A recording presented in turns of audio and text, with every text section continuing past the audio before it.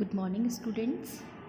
हम लोग last video में चैप्टर नंबर 16 पढ़ रहे थे, जिसमें आपने माई एसक्यूएल में कुछ बेसिक कमांड्स आपने सीखी थी, जैसे टेबल को क्रिएट करना, इंसर्ट करना, अपडेट करना, है ना।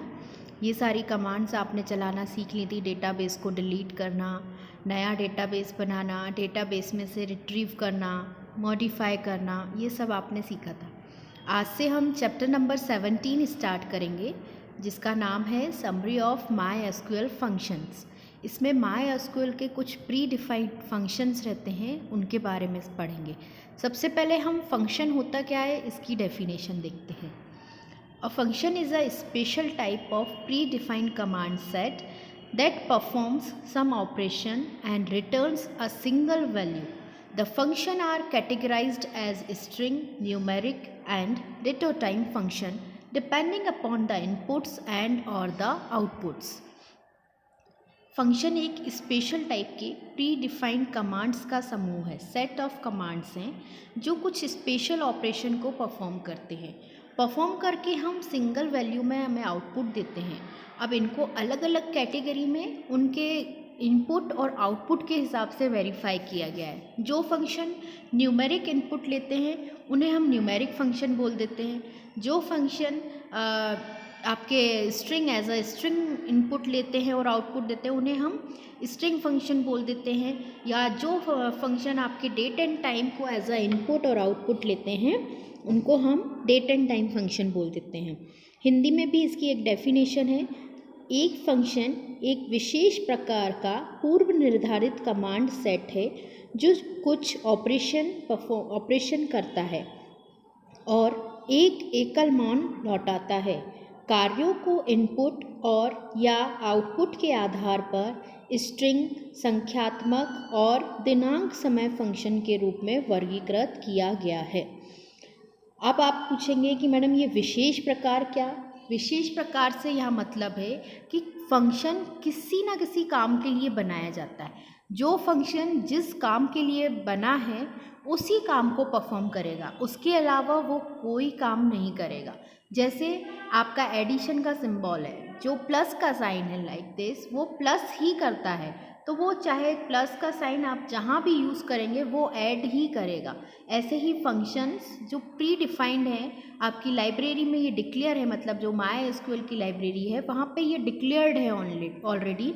आपको इनको टेबल बनाते टाइम या काम करते टाइम डिक्लेयर नहीं करना पड़ता है, सिर्फ इनका डायरेक्ट नाम के साथ उपयोग करते हैं, इनको हम फंक्शन कहते हैं।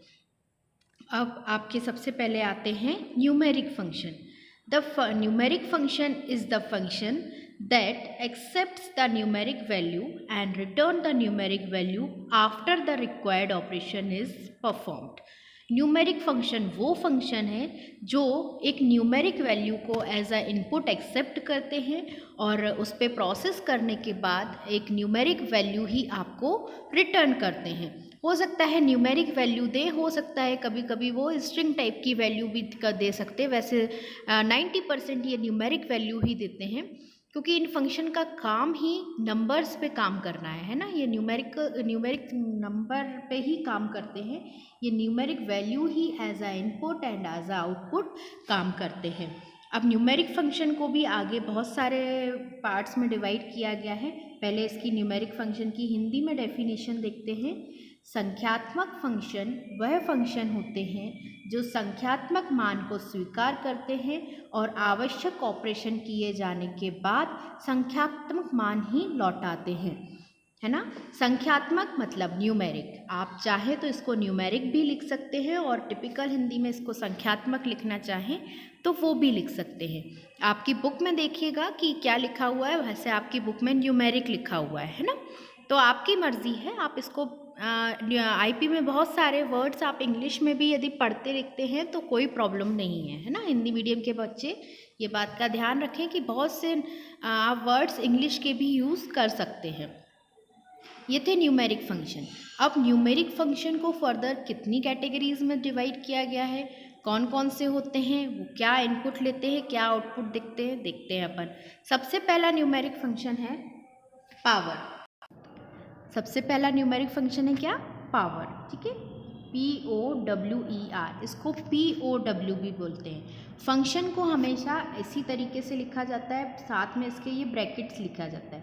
ये ब्रैकेट इसलिए लिखा जाता है कि वो फंक्शन इस ब्रैकेट्स में कुछ ना कुछ आर्गूमेंट लेते हैं, जैसे कि एज अ इनपुट लेते हैं वो, और फिर उनको प्रोसेस करके आउटपुट देते हैं। The power of any number can be calculated from this function. Two arguments are given in this function. The first is number and the second is power. अच्छा, पावर आप लोग जानते हैं, हम लोग मैथमेटिक्स में पढ़ते थे, ऐसे लिखते थे ना, 2 की पावर 4, पावर ऐसे ऊपर लिखा जाता है या 4 की पावर 2, या ऐसे बहुत सारा। तो ये कहलाता है पावर। ये आपका नंबर है और ये नंबर के ऊपर की तरफ जो लिखा जाता है वो पावर होता है ना। तो ये जो पावर फंक्शन है ये आपको किसी भी नंबर का पावर कैलकुलेट करके देता है, ठीक है। ये 2 आर्गूमेंट्स एज अ इनपुट लेता है, 2 लेता है, जिसमें सबसे पहले हम उसको देते हैं क्या, नंबर, जिस नंबर को हम कैलकुलेट करना चाहते हैं, और सेकंड हम देते हैं पावर हो गया। और 2 की पावर यदि हम 4 लिख रहे हैं तो 4 पावर हो गया। तो ये 2 आर्गूमेंट लेके हमें आउटपुट देता है। इसको कैसे चलाते हैं हम एक एग्जाम्पल और सिंटेक्स से समझते हैं। देखिए, इसका सिंटेक्स है पावर, उसके बाद बेस, फिर एक्सपोनेंट, या POW, बेस एंड एक्सपोनेंट, ठीक है। अब इसको चलाएंगे कैसे, यहाँ मैंने एग्जाम्पल आपकी बुक में से जैसा लिखा हुआ है वैसा ही लिया है यहाँ पे, पर आप जो बुक में लिखा है उसमें थोड़ा सा करेक्शन करेंगे। यहाँ पे लिखा है POW 2 and 4, ऐसा तो आपको लिखना ही है, बट इसमें आगे आपको लिखना है सिलेक्ट और from dual. Select power 2, 4 from dual. Dual हमारी क्या है, डमी टेबल है, उसी टेबल पे हम सारे ये फंक्शन चला के देखेंगे। मैं आपको जो PDF भेजूंगी उसमें मैं आपको प्रॉपर एग्जाम्पल लिख के भेजूंगी। यहाँ पे मैंने आपका बुक का ही एग्जाम्पल लिया है ताकि आपको ये समझ में आए कि आपकी बुक में क्या लिखा है और आपको लिखना कैसे है ना। तो यहाँ पे एक्सप्लेन करने के लिए मैंने सेम आपका बुक का एग्जाम्पल लिया है ताकि आप कंफ्यूज ना हो। और जो मैं आपको PDF भेजूंगी उसमें मैं खुद ही चला के और आपको आउटपुट के साथ भेजूंगी ताकि आपको ये समझ में आए कि आप अपने सिस्टम पे कैसे लिखेंगे, ठीक है।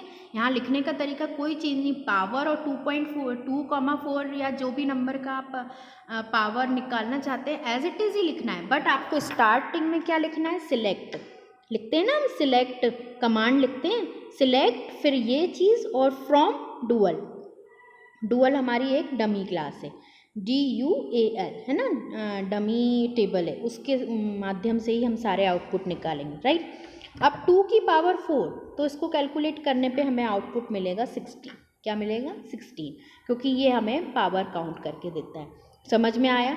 जब आपको बुक में एग्ज़ाम में पूछा जाएगा कि कुछ न्यूमेरिक फंक्शन इसको समझाइए, तो आपको हर न्यूमेरिक फंक्शन का काम क्या है वो लिखना है, उसका सिंटेक्स लिखना है और उसका एग्जाम्पल लिखना है। और एग्जाम्पल बेहतर वही होगा जो आप खुद चला के लिखते हैं ना, वो लिखेंगे। मैं आपको जो चलाने के लिए PDF भेजूंगी उसमें से ही आप एग्जाम्पल लिखिएगा। ये बुक का एग्जाम्पल एक समझने के लिए लिया गया है, ठीक है। नेक्स्ट आता है पावर के बाद आपका राउंड फंक्शन। राउंड फंक्शन आपका जो भी आप उसको वैल्यू देंगे उसको राउंड अप करके आपको रिटर्न करेगा। Round the argument to the 0 decimal place, where is round the argument to the D decimal place. Round function क्या करके देता है कि यहाँ पे आप जो भी नंबर देंगे और ये जो D वैल्यू है उस प्लेस तक आपकी वैल्यू को राउंड अप करके रिटर्न करेगा। कैसे काम करेगा हम इसको एग्जाम्पल से देखते हैं। राउंड आप करते हैं ना मैथमेटिक्स में कि 2.75 है तो आप उसको 2.8 लिख देते हैं, 75 की जगह पूरा उसको राउंड अप करके 2.8 कर देते हैं, राइट। तो इसी तरीके से राउंड फंक्शन जितने हम वैल्यू देंगे वहाँ तक उसको राउंड अप करके वैल्यू रिटर्न करेगा। ये भी एज अ इनपुट आपका नंबर ही लेगा, है ना, और एज अ आउटपुट आपको वैल्यू देगा, ठीक है। ये देखिए राउंड का सिंटेक्स क्या है, राउंड प्लस नंबर फिर डेसिमल प्लेसेस, कि आपको कितने डेसिमल प्लेस तक राउंड अप करना है। और यदि आप उसको डेसिमल प्लेस नहीं देंगे एज एन इनपुट तो वो पूरा राउंड अप करके एक वैल्यू दे देगा, राउंड अप वैल्यू दे देगा। जैसे यहाँ पे मैंने लिखा राउंड 1.58, तो ये हमें आउटपुट देगा 2। क्या आउटपुट देगा 2, क्योंकि 1.58 को राउंड अप करेंगे तो 2 वैल्यू आएगी। अब हमने इसको डेसिमल प्लेस वेरीफाई नहीं किए थे, यदि हम उसको 1 डेसिमल प्लेस करते तो ये हमें क्या आउटपुट देता 1.6, लेकिन हमने उसे डेसिमल प्लेस नहीं दिए हैं तो वो हमें वैल्यू देगा 2। क्लियर? इसको भी हमें वैसे ही लिखना है, सिलेक्ट राउंड 1.58 फ्रॉम डुअल। ठीक है, सारी कमांड जो सारे फंक्शंस जो आपकी बुक में दिए गए हैं ये आपको उसी पे चलाने हैं। ठीक है, तो जैसे ही आप ये रन करेंगे आपको आउटपुट मिल जाएगा। नेक्स्ट हमारा न्यूमेरिक फंक्शन आता है साइन। ये हमें गिवन नंबर का साइन रिटर्न करता है। ठीक है, it returns the sign of the given number of the function. It returns sign of given number 1 for positive and -1 for negative. Sign या तो आपका नंबर पॉजिटिव होगा या नेगेटिव होगा, जो भी आपका नंबर होगा वो ये आपको वैल्यू रिटर्न कर देगा। यदि पॉजिटिव होगा नंबर तो ये हमें आउटपुट में +1 रिटर्न करेगा, और यदि आपका नंबर नेगेटिव होगा तो ये हमें आउटपुट में -1 रिटर्न करेगा। बट ये रिटर्न क्या करता है, +1 और -1। इसका आउटपुट ऑलवेज 1 और -1 ही रहता है, क्योंकि या तो वैल्यू पॉजिटिव होगी या नेगेटिव होगी। अब वो मतलब नहीं है कि हमारी वैल्यू होल नंबर है या पॉइंट्स में है या डेसिमल नंबर है, वो अलग मैटर है ना। आइए हम इसका वो देखते हैं कि इसका सिंटेक्स क्या है। इसका सिंटेक्स है साइन ब्रैकेट में नंबर, है ना। सिंपल सा सिंटेक्स है, साइन ब्रैकेट में नंबर। अब नंबर हम यहाँ पे कुछ भी दे सकते हैं, है ना। जैसे मैंने सबसे पहले 15 दिया, ये प्लस का है तो हमें आउटपुट 1 मिलेगा। फिर हमने -15 दिया तो हमें आउटपुट -1 मिलेगा। ठीक है, इसको भी सेम उसी तरीके से लिखना है, सिलेक्ट साइन 15 फ्रॉम डुअल। ठीक है, और फिर सेमीकोलन, तो हमें आउटपुट मिल जाएगा। समझ में आया? ये पॉजिटिव और नेगेटिव आउटपुट नहीं देगा, ये हमें 1 में ही आउटपुट देगा, या तो +1 या -1। That is the sine function. ठीक है, नेक्स्ट हमारा आता है स्क्वायर रूट, SQRT। ये फंक्शन हमें स्क्वायर रूट निकाल के देता है गिवन नंबर का। स्क्वायर रूट हमने 10th में पढ़ा होगा, स्क्वायर रूट किसे कहते हैं समझ में आता होगा आपको, थोड़ा बहुत तो मैथमेटिक्स आपने पढ़ा है ना। तो ये फंक्शन हमें गिवन नंबर का स्क्वायर रूट निकाल के देता है। ठीक है, जैसे ही सबसे पहले हमने इसका सिंटेक्स देखें, लिखा SQRT, फिर ब्रैकेट में नंबर और कॉलन। इसको भी वैसे ही लिखना है, select SQRT number from dual. मैंने लिखा SQRT 25, तो मुझे आउटपुट मिलेगा 5, क्योंकि 25 का स्क्वायर रूट कितना होता है, 5 होता है। ज़रूरी नहीं है कि जो नंबर्स मैंने एग्जाम्पल में लिखे हैं आप भी वही लिखें, आपकी मर्ज़ी है, आप कोई और नंबर भी लेके देखें। और ऐसा भी नहीं है कि आप एक ही बार चलाएं, आप इसमें चेंजेस करके अलग अलग बार उन फंक्शंस को चला के देखें। ज़रूरी ये है कि आप पहले चलाना सीखें कि इनको ऑरेकल की कमांड्स को कैसे लिखना है और कैसे चलाना है। और उससे भी ज़्यादा ज़रूरी ये है कि यदि थ्योरी में ये कमांड्स पूछी जाती है, प्रैक्टिकल पार्ट तो फिर भी आप चला लेंगे, मैं आपको लिख के भेज दूँगी। ऑरेकल का चलाना आ ही गया है तो आप खोल के इनको रन कर पाएंगे। उससे भी ज़्यादा डिफ़िकल्टी आप लोगों को कहाँ आती है कि जब ये पेपर में पूछा जाता है एज अ थ्योरी, तो इस चीज़ को एज अ थ्योरी आप कैसे लिखें।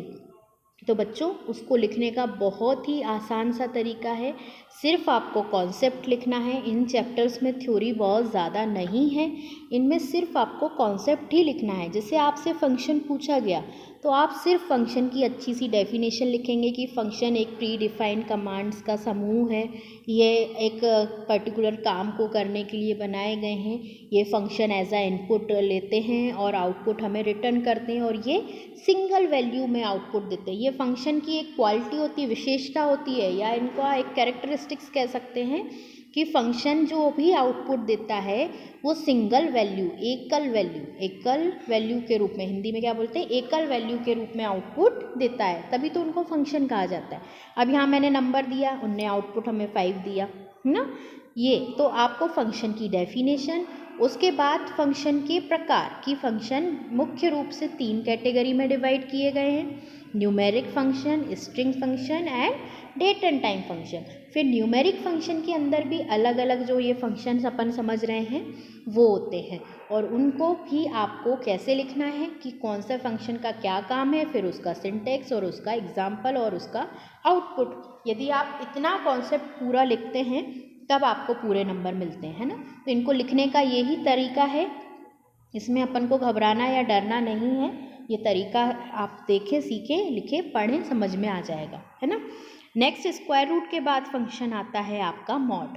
मॉड होता क्या है, इसका पूरा नाम होता है मॉड्यूलस। मॉड्यूलस का मतलब ये होता है कि जब भी हम डिवाइड करते हैं किसी भी नंबर को किसी नंबर से, तो या तो एक बार डिवाइड पूरा हो जाता है तो हमें ज़ीरो बचता है, या कुछ ना कुछ रिमाइंडर बचता है। तो जो रिमाइंडर कहलाता है वो आपका क्या कहलाता है, मोड कहलाता है। This function returns the remainder of one expression by dividing by another expression. एक नंबर को दूसरे नंबर से डिवाइड करने पर जो रिमाइंडर बचता है वो वैल्यू ये फंक्शन हमें रिटर्न करता है। क्लियर, समझ में आया मॉड। आइए हम इसका सिंटेक्स देखते हैं। सबसे पहले हमने लिखा मॉड, फिर लिखा हमने डिविडेंड, फिर लिखा हमने डिवीज़र और सेमीकोलन। इसको भी हमें उसी तरीके से लिखना है, सिलेक्ट ये पूरा चीज़ और उसके बाद फ्रॉम डुअल। ठीक है, आपको ये भी डुअल पे ही चलाना है। अब जैसे ही हमने लिखा मॉड 26 और उसमें बगल में कॉमा देके 5, 26 5 मतलब 26 को डिवाइड करना है 5 से, तो आपका रिमाइंडर कितना बचेगा 1। तो ये आउटपुट में आपको क्या देगा 1, इसका आउटपुट आया आपका 1। ये था आपका न्यूमेरिक फंक्शन। तो अभी तक हमने कौन कौन से न्यूमेरिक फंक्शन पढ़े, आपने पढ़ा पावर, मॉड, है ना, साइन, उसके बाद आपका राउंड, है ना। ये आपने पूरे 5 फंक्शन पढ़े। इन फंक्शन के अलावा आपकी बुक में और कोई न्यूमेरिक फंक्शन नहीं है। थोड़े बहुत और न्यूमेरिक फंक्शन होते हैं जो एक्स्ट्रा फंक्शन होते हैं, उनको आप यदि लैब में आएंगे तो मैं आपको चलवा दूंगी, लेकिन आपकी बुक में जो है वो आपको सबसे पहले सीखना है। उसके बाद एक्स्ट्रा तो हम सीखेंगे ही, पर पहले जो बुक में है वो क्लियरली सीख लो, चला लो, और जब आपसे थ्योरी एग्ज़ाम में पूछा जाता है, बोर्ड एग्ज़ाम में पूछा जाएगा, तो आपको ये तो लिखना ही लिखना है। जो एक्स्ट्रा हम सीखेंगे वो भी लिखोगे तो अच्छा है, लेकिन पहले इतना प्रिपेयर करो, इतना आप चला के देखना। मैं आपको इसके साथ PDF भेजूँगी, उसमें जैसे मैंने कमांड लिखी हैं वैसी की वैसी ही आप कमांड्स चला के देखना, तो ये फंक्शन आपको चलाना भी बहुत अच्छे से आ जाएगा। इस फंक्शन के बाद अब आते हैं स्ट्रिंग फंक्शन, जो हम नेक्स्ट वीडियो में समझेंगे, है ना। आज के लिए इतना ही। अब भी कोई आपको डाउट है, कोई प्रॉब्लम है, तो आप मुझे कॉल भी कर सकते हैं और स्कूल में भी आके पूछ सकते हैं। आज के लिए इतना ही, धन्यवाद।